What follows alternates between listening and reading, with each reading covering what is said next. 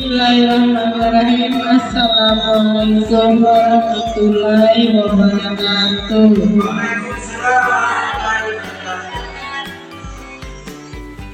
Yang terhormat Bapak Ibu Guru hebat SDN Jalan Sore yang saya banggakan, terima kasih untuk waktu dan kesempatannya telah menghadiri seminar diseminatif budaya positif, yaitu bagaimana menerapkan budaya positif di sekolah, yang akan saya presentasi selaku calon guru penggerak angkatan 10 Kabupaten Bima. Slide pertama yaitu budaya positif.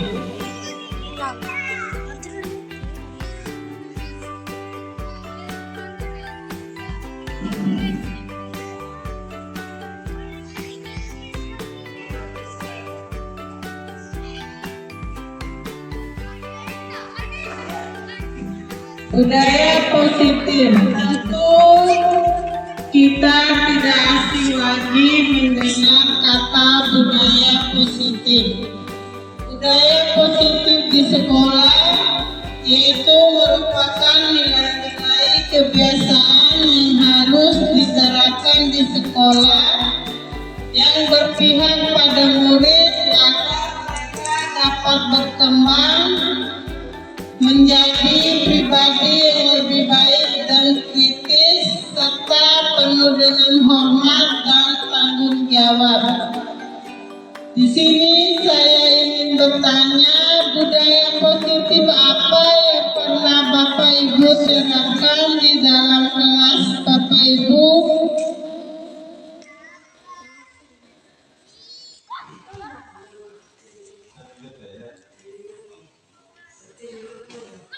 Budaya positif apa yang pernah Bapak Ibu terapkan di dalam kelas selama Bapak Ibu mengajar selama ini? Ya, Ibu Li, saya bisa langsung ditulis di depan pakai stick note-nya ya, tempel di depannya.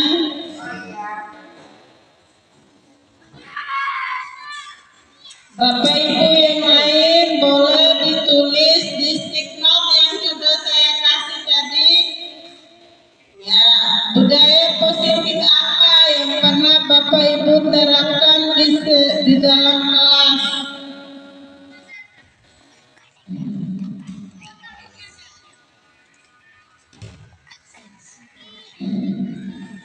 Langsung maju ke depan, tempel stick note-nya.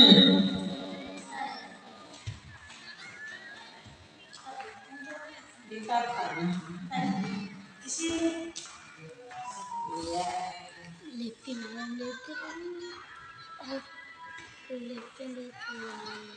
Oke, terima kasih. Masih ada lagi yang ingin menempelkan di depan?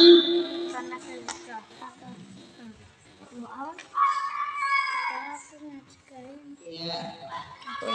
Masih ada lagi?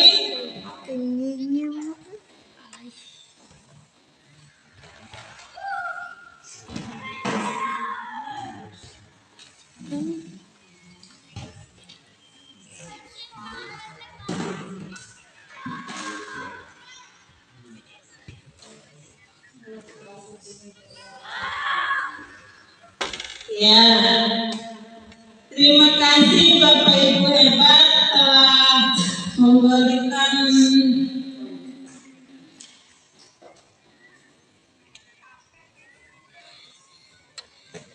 di sini. Saya baca budaya positif yang pernah Ibu lakukan, yaitu salam dan meminta izin ketika masuk kelas ruangan. Yang kedua dari Ibu Sitiara, seperti berdoa sebelum belajar, kemudian memberi salam, dan yang terakhir dari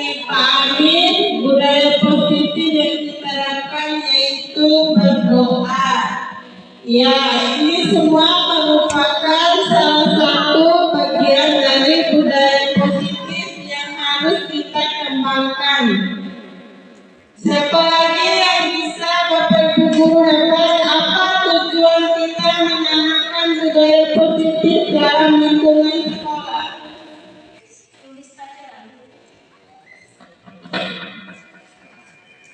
Langsung maju ke depan. Karena mikrofonnya bisa dibawa. Ayo, yang bisa. Ayo bisa berbuat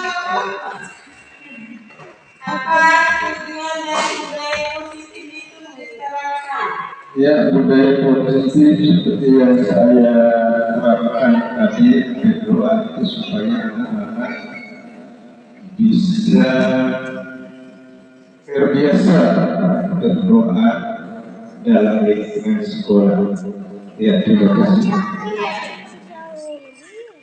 Terima kasih Pak Amiruddin. Ya, budaya positif itu kita harus terapkan, yaitu menanamkan bagaimana siswa itu bisa berperilaku yang baik dan bertanggung jawab penuh dengan apa yang mereka lakukan. Tentu budaya positif itu kata positif aja sudah mendapatkan jawaban positif, yaitu menghasilkan perilaku yang baik.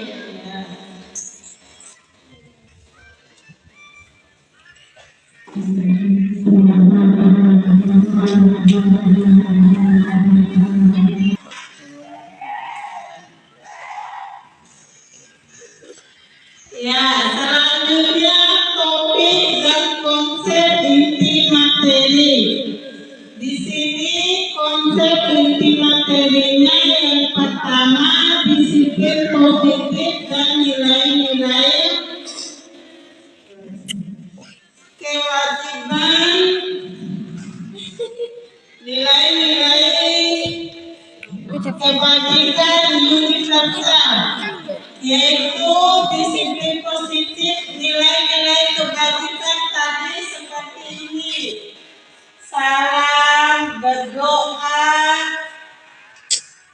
Ada lagi yaitu kita budayakan sebelum masuk kelas itu diusahakan berdiri ya, berbaris, berdiri mengantri di depan kelas. Itu juga merupakan salah satu nilai kebajikan dalam berperilaku yang mengembangkan nilai budaya positif. Kemudian yang kedua, teori motivasi, hukuman, penghargaan, dan restitusi. Siapa yang bisa menjelaskan di sini?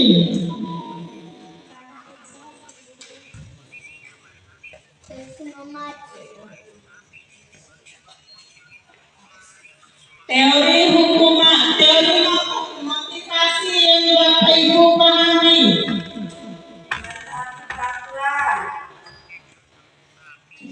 Maju ke depan, Budi.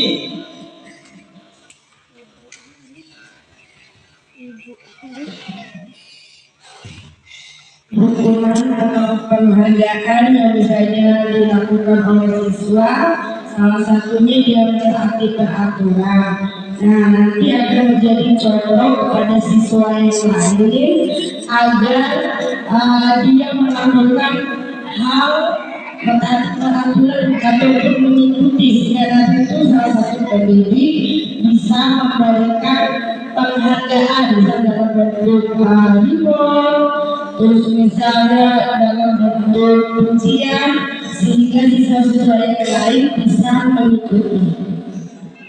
Terima kasih atas jawabannya Ibu Udi.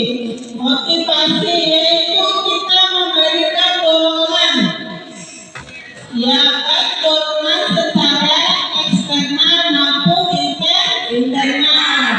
Internal itu yaitu dorongan yang datang dari dalam.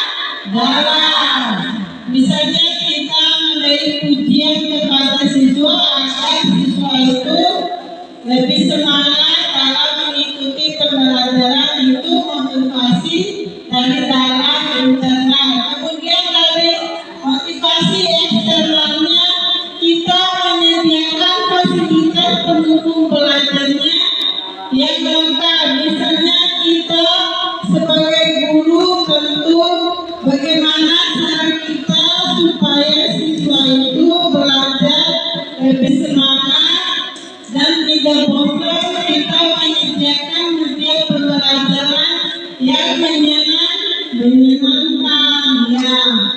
Media pembelajaran itu tidak harus mahal, bisa kita sesuaikan dengan lingkungan kita. Misalnya membuat kolase dari daun-daun, itu motivasi eksternalnya, yaitu motivasi yang kita bangun dari luar. Kalau motivasi internalnya yaitu membangun motivasi dalam diri anak, yaitu kemampuan anak, itu merupakan motivasi internalnya. Kemudian yang hukuman, menurut Bapak Ibu bagaimana penerapan hukuman itu? Positif atau bagaimana kalau di dalam kelas? Coba Bapak Ibu berikan alasannya. Bagaimana penerapan hukuman selama ini? Apakah mendapatkan dampak yang positif atau dampak yang negatif? Bisa diberikan pendapatnya. Menurut Bapak Ibu, hukuman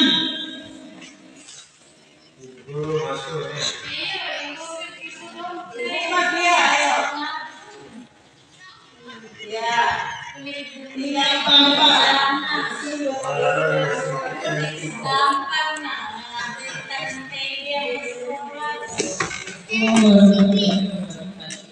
Waalaikumsalam warahmatullahi wabarakatuh. Saya mengabarkan kepada siswa yang tidak patuh terhadap apa yang saya sampaikan. Saya suruh menulis ulang apa yang saya jelaskan. Terima kasih Ibu Maria. Hukuman yang telah Ibu Maria lakukan atau terapkan itu tidak memberikan dampak negatif, tapi memberikan dampak positif, yaitu kebiasaan yang baik, yaitu menyuruh menulis ulang yang ada di papan. Ya, biasakan kita itu tidak memberikan hukuman yang berupa fisik, karena di zaman sekarang itu tidak ada lagi pemberian hukuman yang berupa fisik. Boleh kita memberikan hukuman, tapi tidak boleh yang berupa fisik.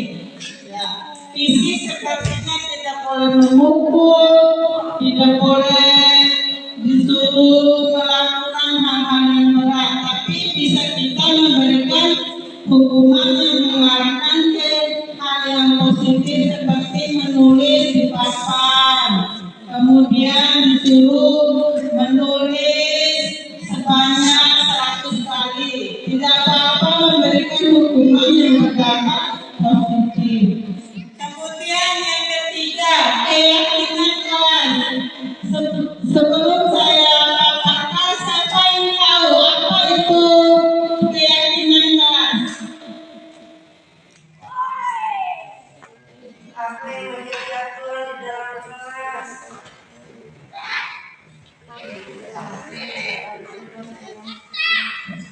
Baik, terima kasih. Jadi untuk keyakinan kelas, menurut saya itu adalah suatu peraturan yang mungkin antara siswa dan pendidik itu sama-sama melaksanakan. Contohnya seperti ini Bu, keyakinan dalam kelas artinya bisa pada saat berkelompok. Jadi siswa itu diberikan pendapat, dalam arti untuk siswa mendengarkan itu harus diam, posisinya itu ini supaya sama-sama menghargai apa yang menjadi pendapat dari teman-teman. Begitu.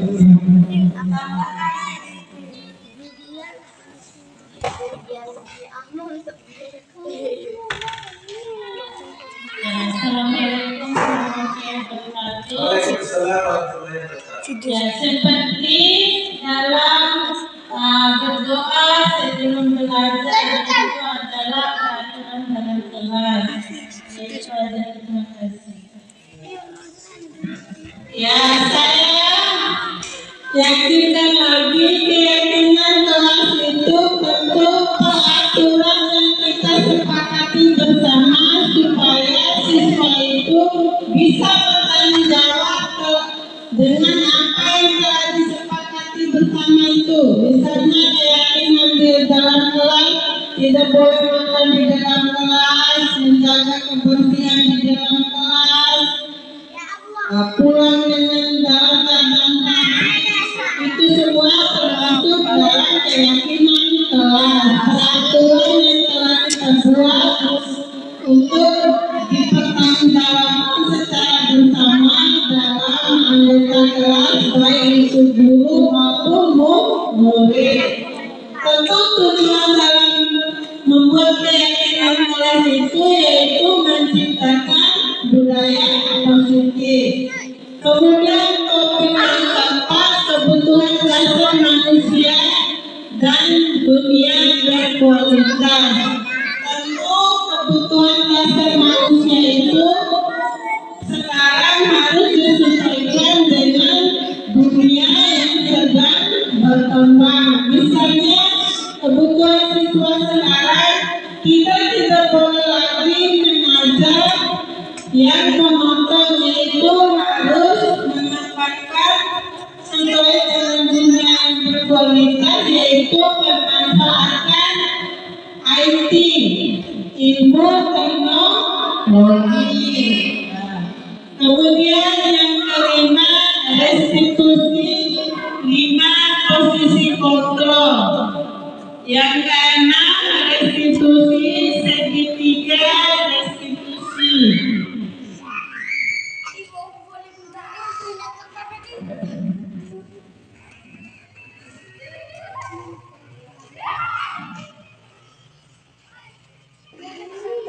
Ya, ini poin yang paling penting. Bagaimana menurut Bapak Ibu, setuju atau tidak setuju? Yang pertama, hukuman dapat mendisiplinkan anak. Bagaimana pendapat Bapak Ibu?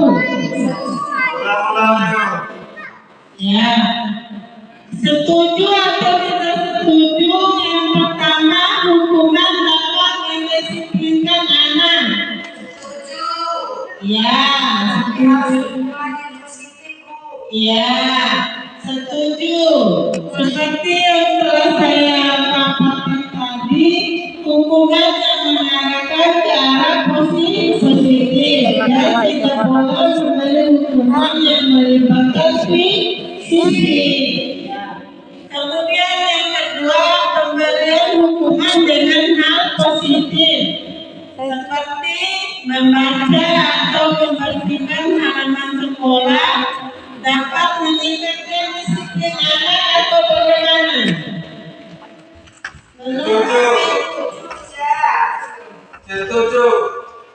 Ya, dapat. Ya, membersihkan halaman sekolah dapat meningkatkan disiplin anak. Ya, setuju.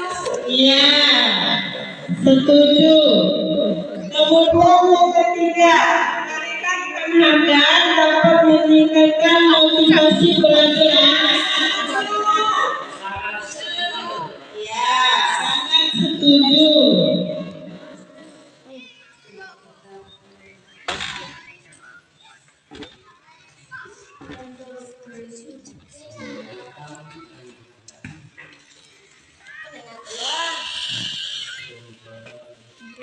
Ya, coba lihat ini, cobalah buka. Di sini ada ilustrasi yaitu seseorang yang sedang menggenggam atau membekal ya tangannya. Di sini ilustrasinya, misalnya Bapak Ibu sedang mengepal tangan, kemudian ada seorang teman Bapak Ibu yang memaksa atau menyuruh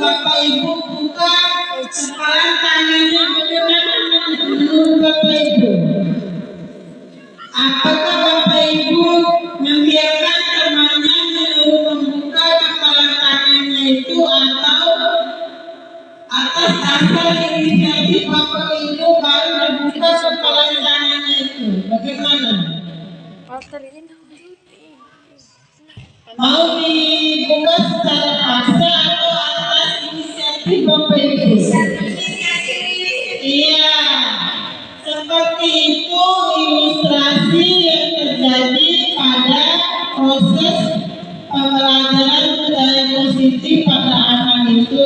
Tidak boleh dipaksa, harus atas dasar inisiatifnya sendiri. Tapi kita sebagai gurunya harus memberikan stimulusnya agar mereka bisa melakukan budaya positif itu dengan atas dasar inisiatif sendiri tanpa ada paksaan. Bisa dimengerti? Ya.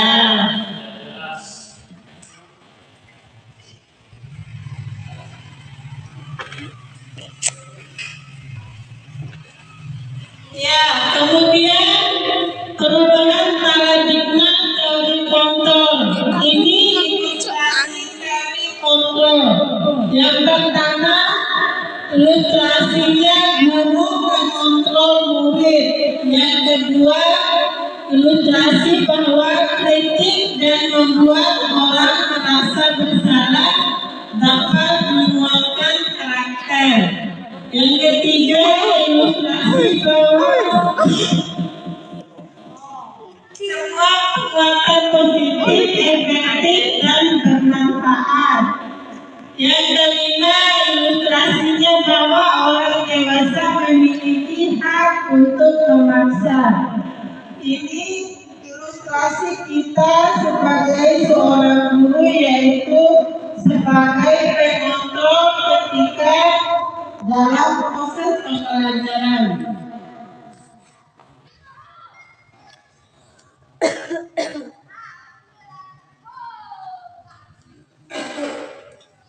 Ya, perubahan paradigma stimulus respon teori kontrol.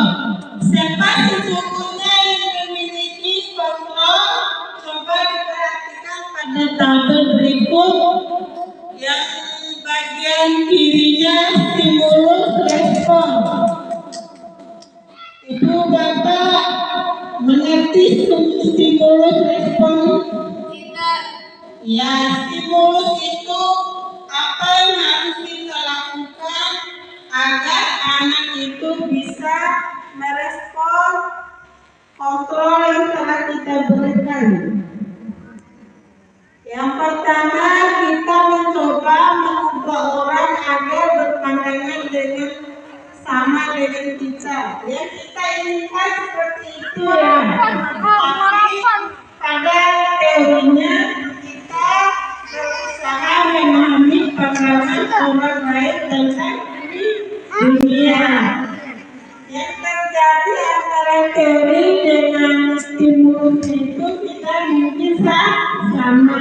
Kita harapkan seperti itu, tapi teorinya lain. Tapi di sini kita sebagai guru berusaha memberikan stimulus.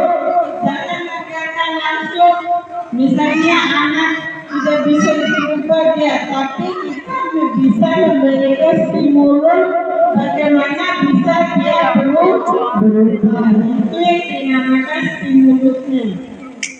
Harus sesuai dengan teorinya. Kemudian yang kedua, perilaku buruk dilihat sebagai suatu kesalahan.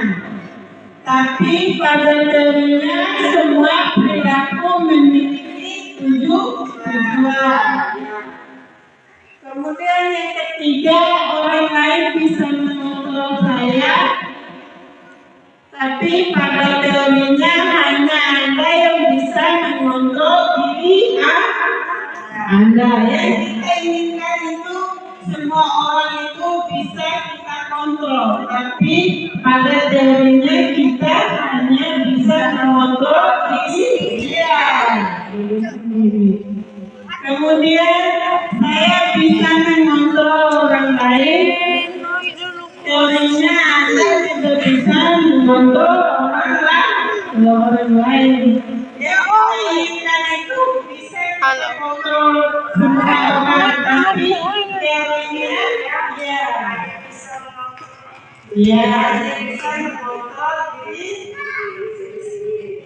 kemudian pemaksaan ada pada saat kunjungan gagal. Kita memaksa pada saat mereka tidak mau.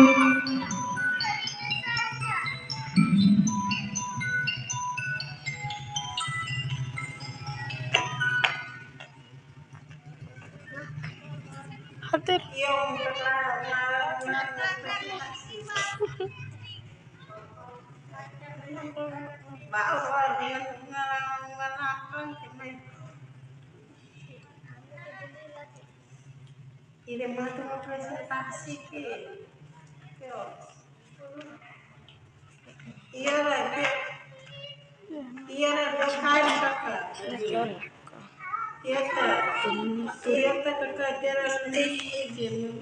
model peneliti berpikir memang ataukah karena ya tentu ya motivasi yang lebih lagi. Yang ketiga motivasi internal dari dalam tadi itu dari luar. Yang ketiga dari dalamnya yaitu untuk menjadi orang yang mereka inginkan dan menghargai diri sendiri dengan nilai yang mereka percaya. Makanya kita berusaha menaikkan nilai kebaikan agar mereka berinisiatif sendiri bisa melakukan itu yang berubah itu tanpa ada paksaan kita dari guru. Itu merupakan motivasi internal. Motivasi internal itu tumbuh dalam diri tanpa paksaan. Bisa mengerti? Bisa. Jadi ringan ya.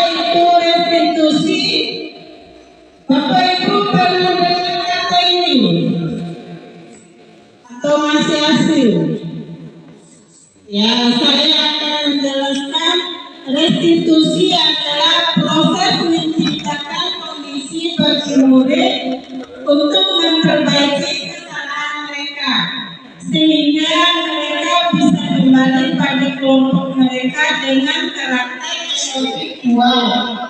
Saat mereka melakukan kesalahan itu, mereka bisa memperbaiki kesalahan mereka sehingga saat kembali ke temannya mereka sudah berperilaku atau sudah memiliki karakter yang lebih baik atau lebih kuat. Kemudian restitusi yang mengajarkan murid untuk mencari solusi bagaimana mencari solusi untuk masalah mereka serta membantu murid untuk berpikir tentang seperti apa yang mereka inginkan dan bagaimana mereka harus memperlakukan orang lain. Institusi itu tidak hanya untuk mereka sendiri, tapi juga mereka harus memikirkan imbasnya dari perilaku yang mereka lakukan itu terhadap orang lain.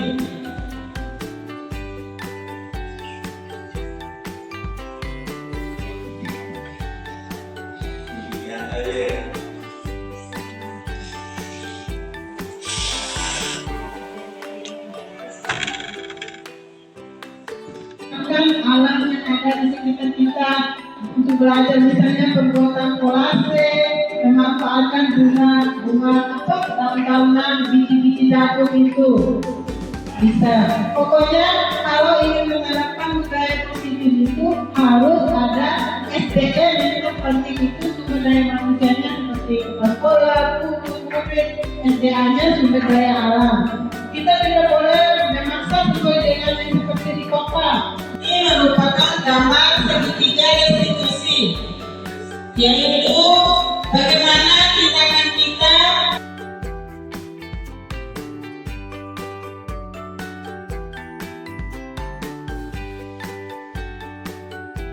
dengan adanya seminar tentang budaya positif yang dipresentasikan oleh Ibu Ningsi sangat menambah wawasan saya. Terima kasih Ibu Ningsi.